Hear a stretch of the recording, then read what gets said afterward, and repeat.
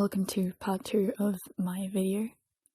So this one will have Jeno, renjun, jaemin, and Mark, and I hope you enjoy. This is more of a chill kind of video, same as the other one, so feel free to sit back and relax, or just leave and come back when you're ready to, I suppose.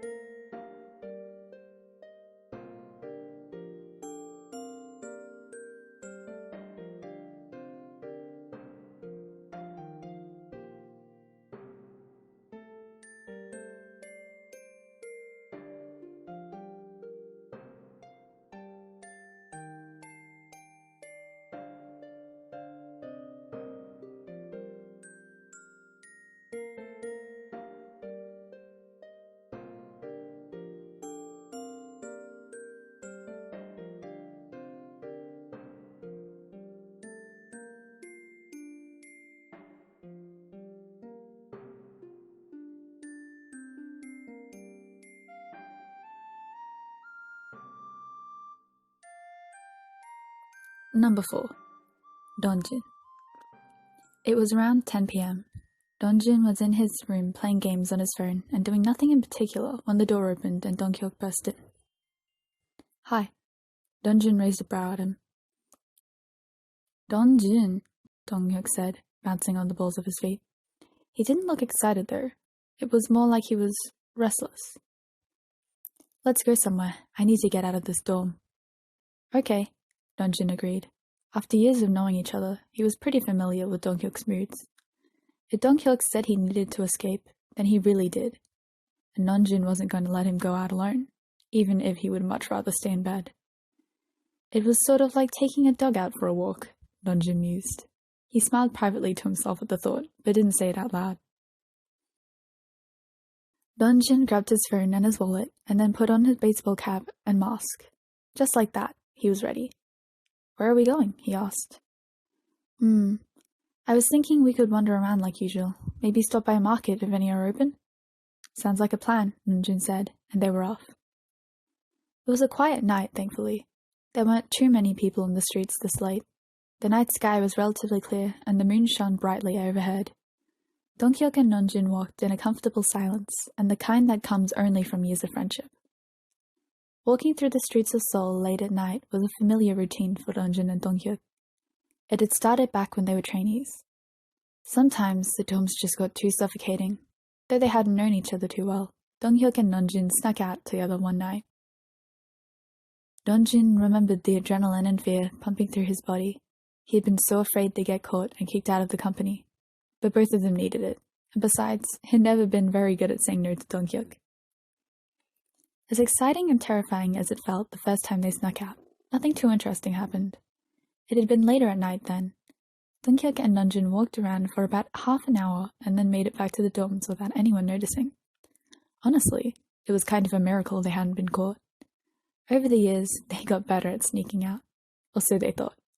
Turns out that everyone had known about their little escapades for a while, but they turned a blind eye since Donghyuk and Renjun always ended up fine. By now, Renjun knew the streets of Seoul as well as the back of his hand, and they'd gotten pretty good at avoiding trouble.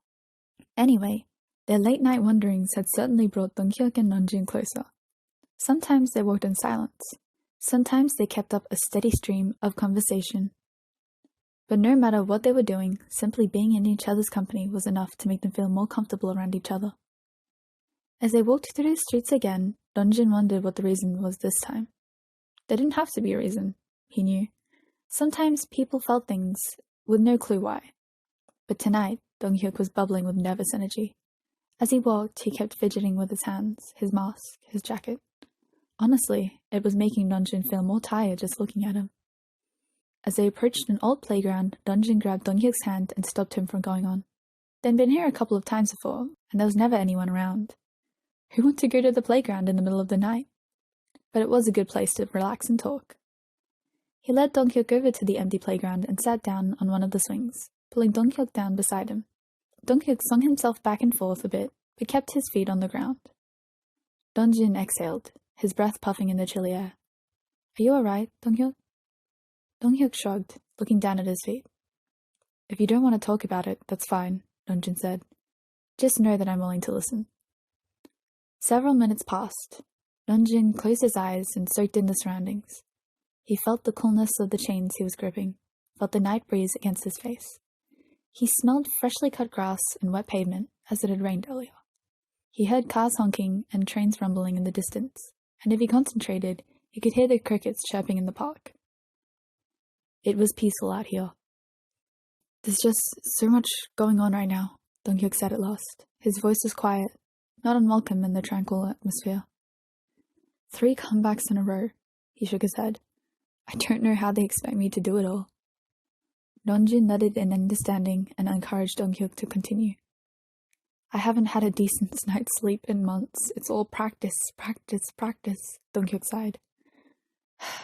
You know, I love performing, and I would never want to leave 127 or Dream. But there's a lot on my plate right now, and I don't know if I can handle it. The fans call me an ace, but it's so fucking exhausting. I needed to get away from being an idol for a while, you know? Take a little break. I get it, Dong-hyuk. Renjun reached out to place a comforting hand on Dong-hyuk's shoulder. He looked Dong-hyuk in the eye and said, Sometimes the company works us way too hard. I think they forget we're real people, not dancing and singing machines. But we're human. We break if they push us too far. The whole industry, Dong-hyuk, it can be really problematic sometimes. He continued, I know we both knew the risks when we chose this life, but it's different when you're living it. Being an idol is so damn hard sometimes, but you come first, Dong-hyuk. Screw the company, screw the industry. You've got to take care of yourself. And if it gets too much, don't be afraid to take a break. At the very least, lean on us. Let us help you. You know we'll support you no matter what. Dong-hyuk let out a long exhale and all the tension drained from his body. You're right, he said. Thanks for coming out here with me, Renjun, and for telling me all that. I don't think I'm at that point just yet. I can't just stop right now, but I swear, after this round of promotions is over, I'm sleeping for a week. He chuckled lightly. Really though, getting out helped clear my head. I'm still tired, but I think I can push through this. Renjun studied him for a minute, and Dong-hyuk did seem better. All right, said Renjun, but let me know if there's anything I can do to help you out. Dong-hyuk smiled and flung an arm around Renjun's shoulder. You'll be the first person I call in, Jinny. Renjun grumbled, but he was glad Dong-hyuk knew that he was there for him. We should probably start heading back, but if you want, we can stop by a convenience store on the way, pick up some snacks. You know me too well. Dong-hyuk beamed and pulled Renjun up. As they walked once more through the late-night streets of Seoul, Renjun swore Dong-hyuk seemed more alive. Like the nervous energy had transformed into something brighter and more hopeful.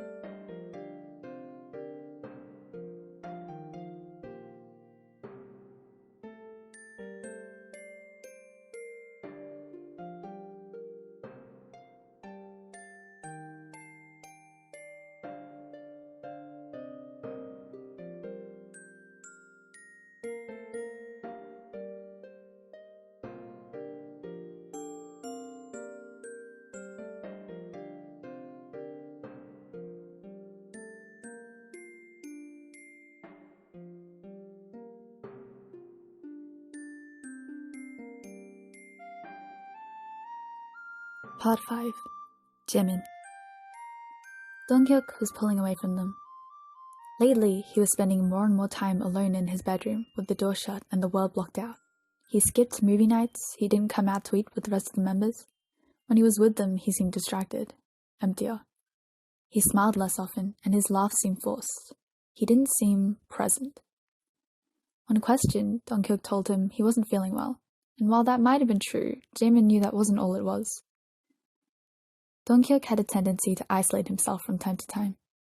Sometimes Donghyuk's head was full of irrational thoughts. Sometimes he felt terribly insecure and lonely.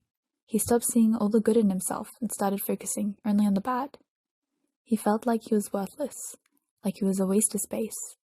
It could get to the point where he genuinely hated himself. Sometimes he started doubting all of his relationships. He thought that nobody really liked him. They only tolerated him, or worse, they pitied him. And if they seemed to care about him, they were only pretending. Part of Donghyuk knew that these fears were irrational, but there was a large enough part of him that believed them. So Donghyuk coped by withdrawing into himself. He started pulling away from the rest of the group, instead lying in bed and listening to sad music in the dark. Jaemin had seen this happen several times before. Sometimes Donghyuk needed someone to pull him out of the room and force him to join the group. Sometimes Donghyuk needed someone to talk to him and reassure him that he was loved. Sometimes Donghyuk needed someone to be there with him. Whatever Donghyuk needed, Jaemin would give it to him today. Jaemin knocked on Donghyuk's door. There was no response, but Jaemin came in anyway.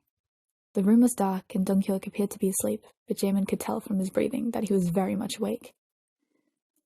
Donghyuk wanted Jaemin to leave him alone, but Jaemin wouldn't, not when he was feeling like this.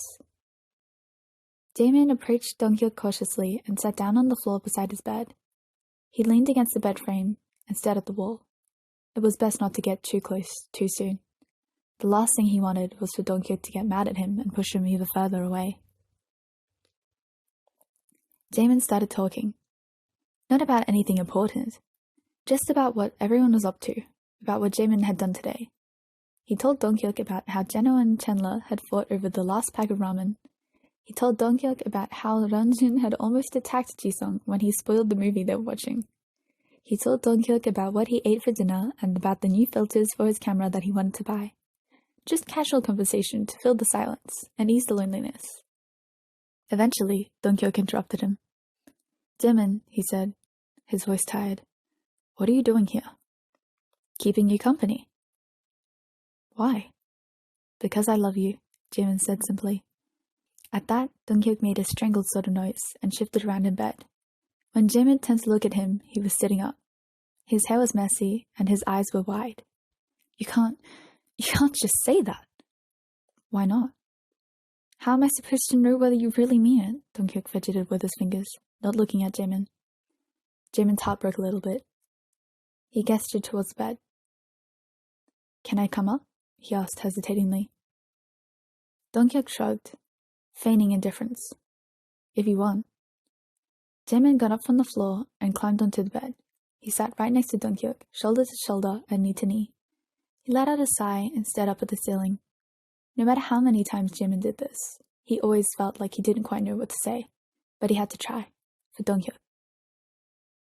"Donghyuk-ah," he began, pouring as much emotion and sincerity into his voice as he could. "You're one of the most precious people in the world to me. Every day you make me smile and laugh countless times.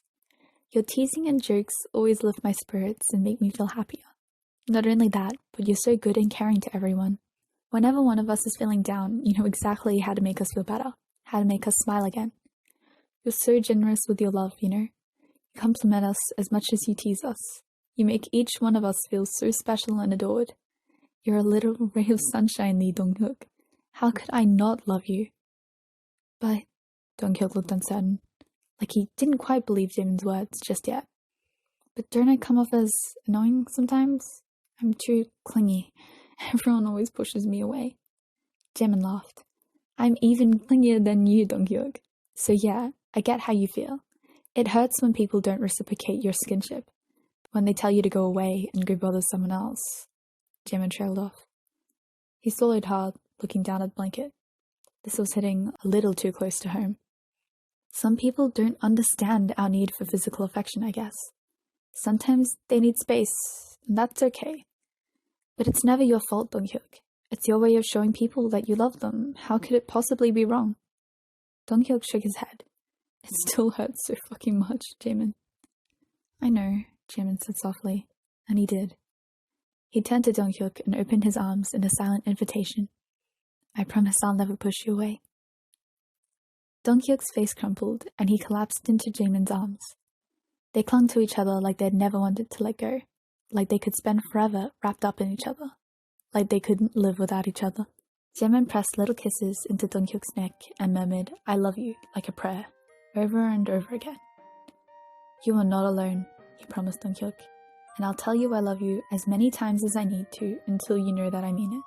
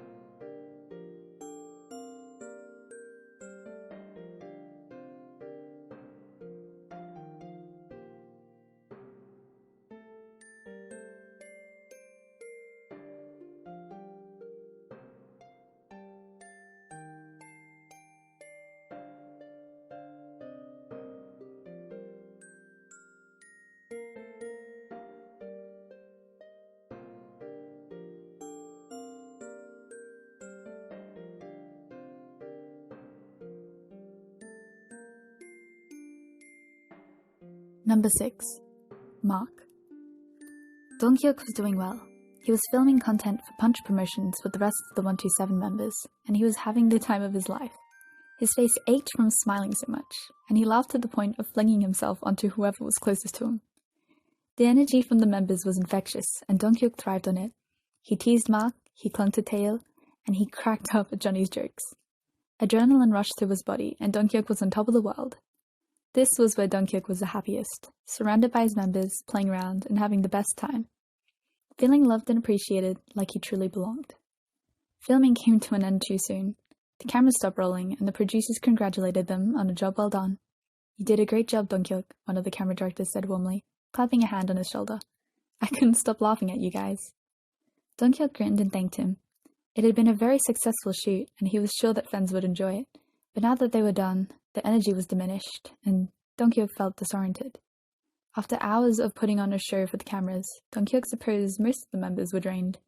Donghyuk understood that, but he didn't really feel that way. He was still hyped up from filming, and he didn't know what to do with all the energy. Regardless, it was time to leave the site. After grabbing their things, the members piled into different cars, ready to go home. During the drive, Donghyuk stared out the window and fidgeted with the zipper on his bag. The car was quiet. Next to him, Jaehyun had his earbuds in and his eyes were closed.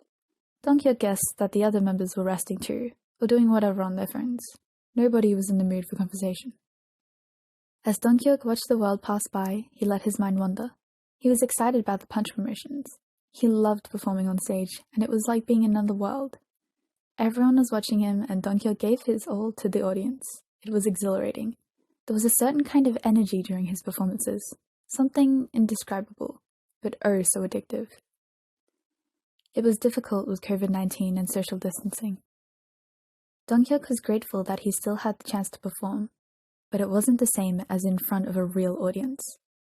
Of course he knew that everyone's safety and health was their number one priority, but he just missed seeing his fans in person. Before he knew it, they were back at the dorms. Donghyuk went to the kitchen to grab a snack, but when he came out to the living room, Taeil was the only one there. Where is everyone? Donghyuk asked, his voice unnaturally loud in the silence. I think Johnny and Jaehyun went to the gym. Yuta, Doyoung, and Taeyong went out to try this new restaurant downtown. Mark went to the studio, and Jungwoo was taking a nap. Taeil yawned, stretching his arms above his head. Actually, I think I'm going to take a nap too. Do you need anything before I go to sleep, Hyuk? No, I'm good. Donghyuk smiled and waved him off. Go get some rest, Young. And then Donghyuk was all alone in the living room. His smile dropped and his heart sank. Donghyuk sat down on the couch and pulled a blanket over himself. He leaned back into the cushions and settled in. It looked like he was getting some quality time with himself. Donghyuk turned on the TV and put on the drama that he'd been watching recently. It was pretty funny, and Donghyuk usually enjoyed watching it. Today, though, he didn't have the heart to laugh along with the jokes. He was watching the show, but he wasn't really processing it. Usually he watched the show with Mark.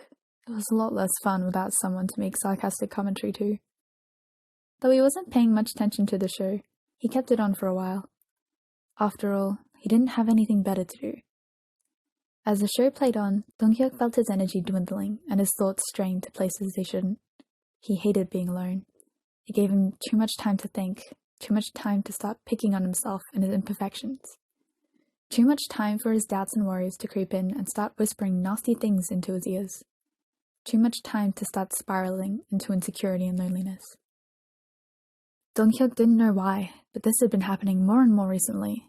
He was sick of it. He needed to get these thoughts out of his head now, before they consumed him. Donghyuk grabbed his phone, his fingers hovering over the call button for a moment, but then he pressed down on it decisively. The phone rang, and Donghyuk tried to steady his breathing. Hello? Mark's voice came through the phone, clear and comforting, and Donghyuk breathed a sigh of relief. Hey Mark, Donghyuk said, praying that his voice wouldn't tremble. Are you busy right now? No, not really. Just working on a new song, but it's about time for me to take a break anyway. What's up? I just needed to talk to someone, Donghyuk admitted. Needed to talk to you, he didn't say. When he was younger, Donghyuk liked to go to the sea and listen to the waves when he was feeling down. But there was no ocean in Seoul, just the rise and fall of Mark's voice. But that had become just as comforting. Now Mark's voice was more familiar to him than the waves of the sun. Mark was his home now. Okay, Mark said, and Donghyuk could tell the wheels of his brain were spinning. Anything in particular you want to talk about? Not right now. How about you tell me about the new song you're working on? Okay. Donghyuk had some papers rustling around, and then Mark's voice came back to him, warm and calm. It's more of a slow song, I guess. I want to comfort people with this song. Let them know that I'm here with them, and I'm not going anywhere. And no matter what they're feeling, I'll stand by them. They'll never have to worry about losing me. There was a pause, and then, Donghyuk, are you okay? Mark's voice held a hint of alarm now. What? Donghyuk was confused for a second, and then he realized he was crying. Not very loudly or very violently, but apparently loud enough that Mark could hear him. He was tempted to say he was fine, to wave off Mark's concern and tell him not to worry about Donghyuk. But the truth was, he really wanted to see Mark right now. He desperately wanted Mark to hold him and comfort him and tell him that everything would be okay. So Donghyuk swallowed his pride. Actually, Mark, he said, his voice wavering, can you come back to the dorms, please? Yeah, of course. I'll be right there. Donghyuk could hear Mark moving around and saying goodbye to someone. Okay, I'm on my way, he said. Can you stay on the line? Donghyuk asked quietly. Yeah. As Mark came back to the dorm, he kept up a running commentary of where he was and how much longer it would take for him to get back. Donghyuk was glad. He needed something to fill the silence. Something to assure him that someone was there. When he heard the door to the dorm open, Donghyuk had never felt more relieved. I'm here, Mark said. He hung up his phone, and then he was right in front of Donghyuk, looking so distraught and concerned that it made Donghyuk cry even harder. I'm sorry, Donghyuk choked out. I don't know why I'm crying. I'm sorry that I made you come back here. Hey, don't worry about it, Mark said, gently but a little desperately. I'm always here for you, Donghyuk. He reached out and pulled Donghyuk in, letting him cry into his t-shirt. He ran one hand up and down Donghyuk's back and cradled Donghyuk's head with the other. It's okay. You're okay. Just breathe for me, okay, Donghyuk? Like this. Mark inhaled and exhaled deeply, and Donghyuk did his best to follow along, His breasts were shuddering, but they gradually became more calm. "What's wrong, Donghyuk?" Mark asked when Donghyuk had mostly stopped crying. And oh god, he sounded so sincere and caring that it made Donghyuk's heart ache. "I don't know," he answered honestly. "I was feeling so great earlier today, but then I got home and I was watching TV by myself and I guess I just crashed. I'm sorry. I'm not really sure what happened." "That's okay," Mark said soothingly. You don't always have to have a reason for being sad, Donghyuk. It just happens sometimes. I get it." "I don't want you to have to see me like this though," Donghyuk mumbled. "It's kind of embarrassing." "Hey." Mark pulled back and looked right at Donghyuk, because when it really mattered, Mark's shyness seemed to disappear. "I will never think any less of you, no matter what.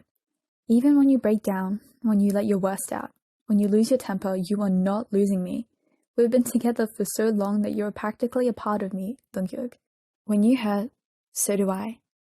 I'll be here for you always." Mark gave him a small smile. "Don't be afraid to lean on me." Donghyuk exhaled slowly and leaned forward, resting his head on Mark's shoulder. "I love you, Mark Lee." He breathed out, reached down and fumbled around, looking for Donghyuk's hand. When he found it, he entwined his fingers with Donghyuk's and squeezed his hand tightly, in his own silent, "I love you."